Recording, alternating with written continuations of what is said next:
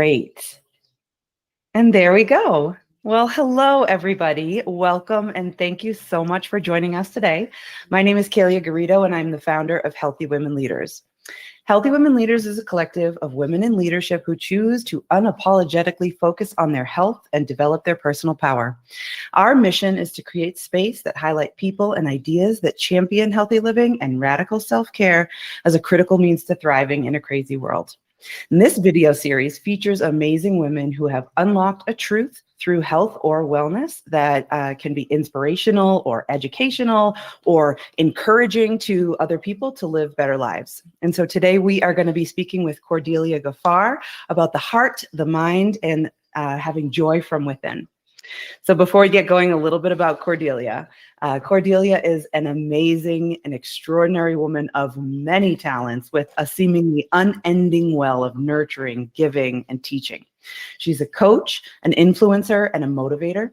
She is the author of 8 books, an award-winning podcast host, the mother to 6 children, whom she homeschooled, by the way, before the rest of us were forced to, and international speaker. Some of her noteworthy achievements are being featured on American Meditating Radio, British Muslim TV, the Spirituality Podcast, the Ultimate Coach Podcast, South African Radio 786, and Fox News. And so today, in our just a few minutes together, we are going to look inside Cordelia's mind to better understand her teachings, her process, and how she's able to hold so much space for so much creation. Cordelia, thank you so much for being here today. I am so excited to learn from you. Thank you for having me, and I'm excited to be here too. I can't wait to share. Awesome. I was putting your bio together, and I'm just wow. It is so many things. You truly do seem to have this like unending well from within to just create and nurture and give, and that is very admirable, especially in a world where many women are tapped out completely, and it seems like the cap comes on top and there's nothing more to give until you kind of finish, you fill yourself back up again. So I am personally excited to learn how you are able to do that. So will you share with me a few of your projects that you're working on now, a little bit more about yourself, kind of how you came to be sitting here today? Yeah, it's exactly what you just said. I realized one day that my well was dry, and I had, at that time, only 5 kids. And Just 5 kids. Just 5. Just 5. And right. So I was like, oh, Lord, how can I replenish me? Mm-hmm. And that was the birth of my Replenish Me process. Mm-hmm. And so now I've developed that into my transformational coaching, and I do that with one-on-one, and executives. And listen to this part, I do it in retreats. Oh my gosh. Yeah.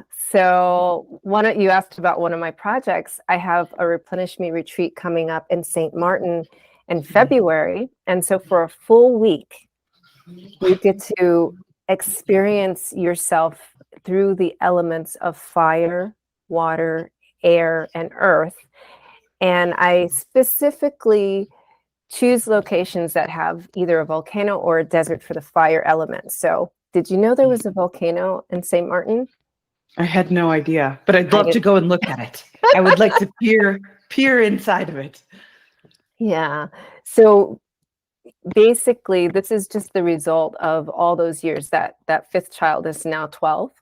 Mm-hmm. So of all those years of nurturing myself through nutrition, through spiritual practices, through movement, and really being with my emotions. And so one of the monikers that I've adopted is the ultimate Joy Monger. And, when we think of joy, we're like, oh, she must be like skipping all around all the time. And what it is it's a frequency that you allow yourself to be in, no matter what's going on. Just it really gives space for presence, right? In this moment, am I stressed? Is there something actually on my back? Is there someone telling me to do something? And if there is someone telling you to do something, does it require a response? Is it a possibility that the response can be no? Mm-hmm. because you require saying yes to yourself. And so these are just the most basic foundational parts of Replenish Me and how to maintain a frequency of joy. Mm-hmm. I love that. I love being a joy monger. That's wonderful. And it sounds like, at least in my own experience, I would imagine that it's something that you come into and out of. And I'm sure on your retreat, you probably have developed a mechanism to help stay in it, like, or to be present that this is something that you need to sort of get back to, kind of scramble your way back into. That's the perfect way to put it, because that's who we are. That's how we were born, right? Like, do you see babies, like they cry when they need something? Otherwise, they're good, right? Yeah. They're always present and they're always in their joy. So it's coming back to that frequency that we were born with. Yeah. Wow. And that's great. There's a lot of unlearning that would need to happen, because the babies, from baby me to the me now, I have had some opportunity to learn some things. And I'll tell you, Cordelia, as I look deeper into it and do the work that you're talking about, kind of ask yourself how you're doing, look in the mirror all the time. I don't even think a lot of those things that I believe or thought to be truth are even mine. I think that it's things that you just pick up along the way. And now as adults, we're gifted with the opportunity to become more present about what is it that I'm thinking? What is this? What does this mean to me? Is this even mine at all? And I love as a mother myself, as a businesswoman and a mother, and just a regular busy modern woman, going away for 5 days just sounds so powerful. I truly believe that we can't. There's so many distractions, going away for that amount of time just sounds so lovely and so decadent, and to such a beautiful location. Yeah. I mean, transformation definitely happens outside of your comfort zone. And that's like a double entendre, right?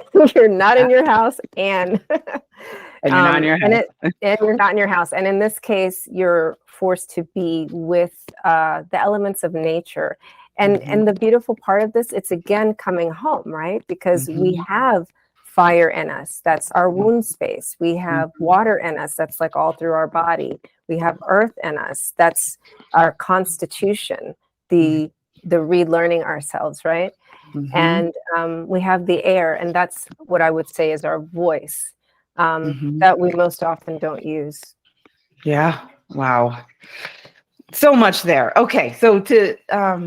So one question I have, so when we were doing Healthy Women Leader newsletters a while ago, and you and I met, it was a couple years back, it was before the pandemic. And when we first spoke, you were in hijab. And now I see your beautiful locks. I see, you've gone through a change. You've made a big decision. Can you explain a little bit about sort of what made you arrive at this new you? Yeah, the great part of the pandemic is I got to upgrade my Replenish Me process to 2.0. And I realized there were a lot of things that I had taken on, and I had constricted myself into a box. And so one of the things I released was my 20-year marriage. And in that release, that's a lot. Wow. I looked around to see what other choices I made that were not mine and that were keeping me in my doing.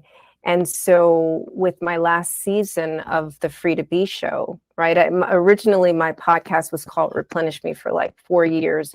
And then in 2020, I didn't even know I was going to separate from my husband. But at the beginning of 2020, I renamed it Free to Be.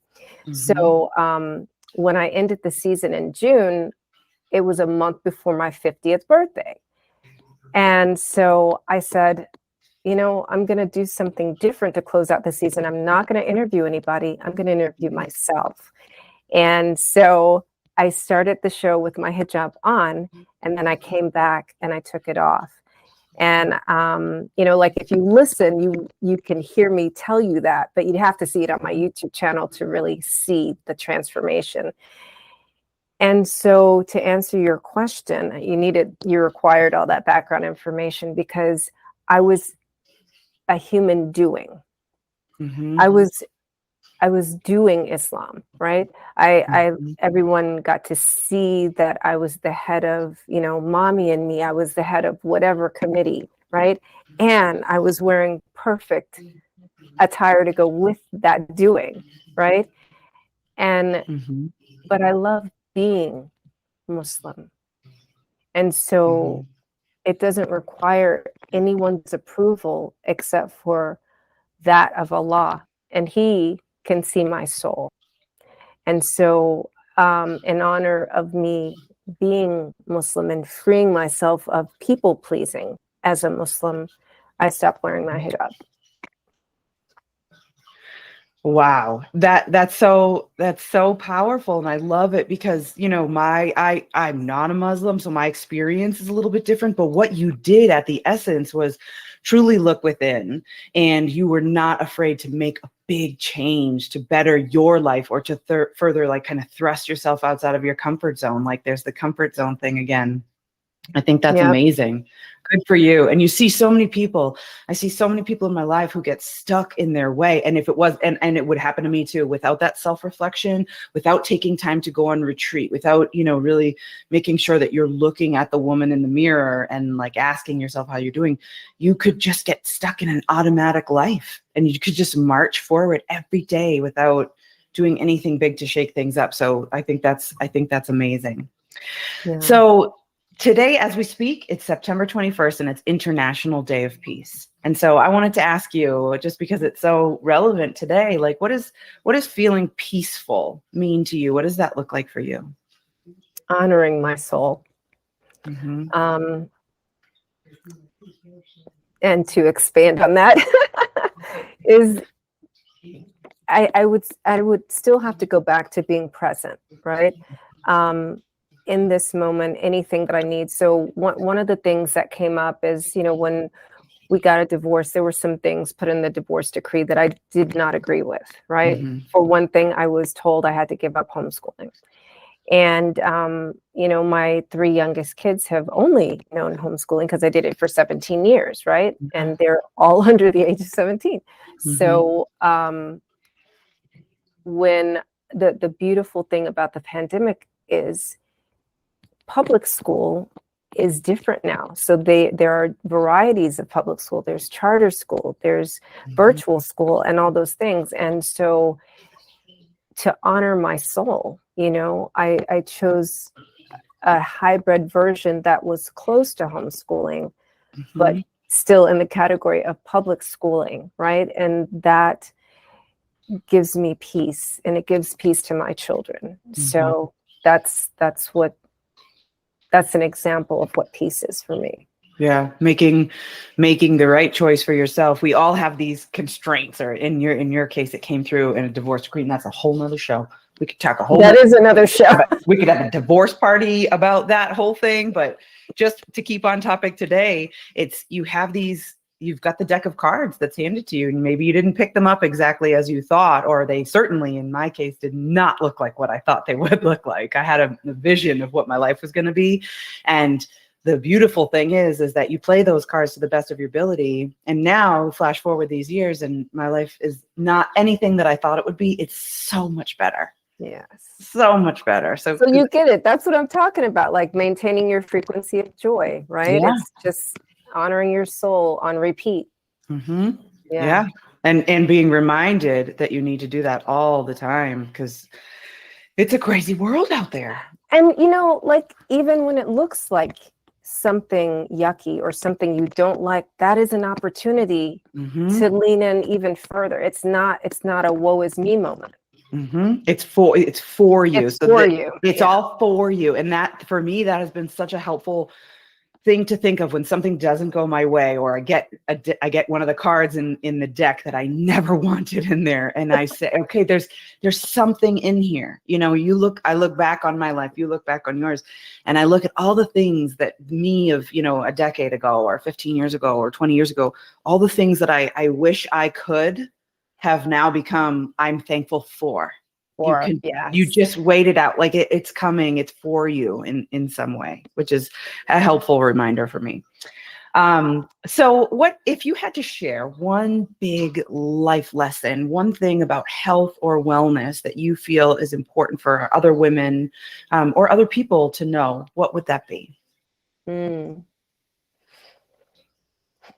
Listen to your body, you know, that has been such a healing for me on so many levels. Like, it's funny, when I was in my 20s, I had miscarriages, and as I got older, like, no more miscarriages, perfect pregnancies, so the more I tuned in, slowed down, and listened to my body, because sometimes we just want a Twix, but all the repercussions of a Twix, right? So it's like, let me pause for the cause of me and what would be a better choice, So I have dates, on just like, that's what I chew, dates and cashews, or dates, so I'm not recommending anything specific, even though I do have a sports nutrition, certification. But the best way to know what is right for your body is just quite simply to listen to it and do the right thing. And pause when you feel that. I have to do that too sometimes. There's a beauty in like the healthy sweet treat versus the sugary sweet treat, although there's also sometimes you just got to get that Twix. And it's okay. I mean, it's just like, I don't drink as a Muslim either, but I went to a vineyard this weekend with a whole bunch of women for like a Replenish Me event, right? Yeah. And I'm not there shaming them. I'm like, are you enjoying that glass of wine? And they're like, oh, yes. And that makes it, this is the number 2, I would say, because when you enjoy your guilty pleasure instead of shaming yourself during it, it metabolizes different in your body. Did you know that? No, I didn't know that, but I love that. Yeah. Just having that stress response, oh my God, I shouldn't be drinking this wine. Yeah. It will make that wine bloat you. And then you can Denise Austin she says this, and you can drink wine and be like, I am going to enjoy this glass of wine, and it'll go down like you drink water. Yeah. Facts. Well, I'm going to the vineyard then, and I'm gonna hold that with me, because that sounds about right. I love that. Okay, well, this is amazing, Cordelia. Clear, you have so much to offer people. So what is the best way for people to find more information about you, or to take a look at that Replenish Me retreat that's coming up in St. Martin? And that's in February, right? February 19th through 25th. I purposely put it the week that begins with President's Day, so you only have 4 days off. That's Love it. American listeners. Yeah. And CordeliaGaffar.com is the best place to find out about all my multi-dimensional things that I do. I love that. And to find all your books. And I know you mentioned you have a book of poetry coming out soon. I do. Yeah. Amazing. You just can't stop, won't stop. No, I won't. It's all there. This is wonderful. Thank you so much for taking the time to talk with us today. I find you to be an incredibly inspiring woman. And I love, even just like the last, in the last few years that we've casually known each other, to see the change that you've gone through, to see you continuously with this output of creativity and, things that can help other women that are moms or, going through a divorce. I'm sure there's teachings there, freeing yourself from the things that may be holding you back, listening to your body, and then having an occasional glass of wine and honoring it and enjoying it when you're doing it. That sounds full circle to me. Yeah, 100%. Awesome. So powerful. Yeah. Your thoughts can be the seeds to your growth or the bars to your prison. Wow. On that note, that's it. Thank you so much for joining us today, Cordelia. Welcome.